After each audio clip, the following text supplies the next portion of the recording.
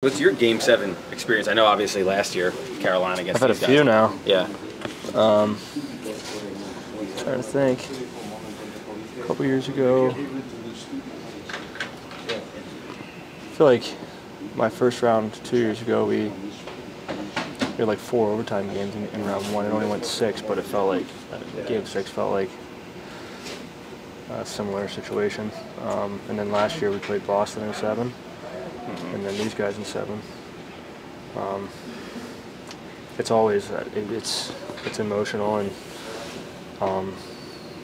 they're obviously huge games, and everybody brings a little bit extra, and games are usually a little bit tighter, but these are the type of games that you live for. I mean, it was do or die for you guys last night too, so will it feel similar, or does Game 7 give you even a little extra juice? I think it's the same thing for us, right? It's do or die, so coming into the game last night, it was you prepare as if you win or you go home, and it's going to be the same situation tomorrow. Obviously, their goalie could come out and play well tomorrow, but after the way you played for those 3 games and his lack of experience, do you think it was important potentially for you guys to shatter a little bit of that confidence he was getting? I mean, that's kind of speculation. Hopefully it maybe rattled him, but we're not expecting him to be rattled. He's obviously a really good goalie. He played really well in 3 games, and we're going to expect his best. And going in tomorrow, we're going to have to make sure that we're giving him our best. Correct me if I'm wrong, but last year for you guys against Boston, you lost 6 and then won 7, right? Yeah. And then these guys, you lost 6 and lost 7. Does it feel different for you going into a Game 7 off of a win? I hadn't really thought about it. This will be my first Game 7 on the road. Yeah, I think it's nice to have the momentum, but at the same time, I mean, I went 1-1 last year too, so I don't know. It's the same emotion either way. I think you're going into it, and if you lose, you're out, and that brings out a lot of emotions and gets you hyped up for, I mean, as much as you possibly can be, really. For your own confidence, is it, you know, you didn't score in Game 5, and you get 5 yesterday, so does that help you guys from a confidence perspective? I think so. I think it's nice to get on the board and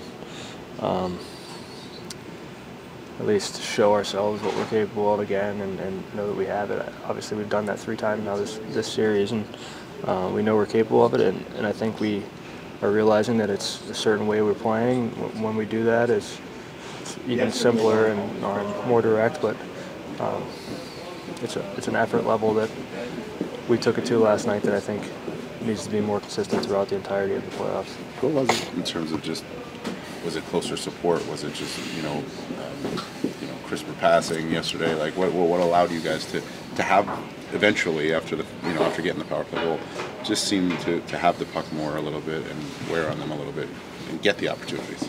I think, yeah, maybe crisper passes. We made some adjustments systematically, I think helped. I think we got a lot more sustained ozone time last game, which it's exhausting for a team on the defensive side to play. I mean, I'd much rather play 30 seconds in the O-zone than 30 seconds in the D-zone. But it's just simplicity, I think, was a little bit of a factor. We just kind of simplified things going in on the forecheck, and we're able to get ozone time, and that's, like I said, that's exhausting. You guys as a top 6 really started the series off strong. I guess just how important it was for you to finish it strong now too. Yeah, we're looking to do what we can to win a series, and it's down to 1 game here, so whether it's top 6, bottom 6, doesn't really matter. It's as a team, we're going out there and looking to do all the right things. So whether it comes from 1 guy, 6 guys, doesn't really matter as long as we end up with more goals than them at the end of the day. Do you describe in a Game 7 situation or any elimination situation the intensity of each shift, the feeling that like any guy can step up at any moment, top to bottom on the roster, like, tomorrow's kind of an open book and anybody could be the hero? Like, what's that feeling like for a player? Yeah, you can't really describe it. It's all just feeling. And the feeling of a do or die game it's just emotional. And I think you described it as well as you can.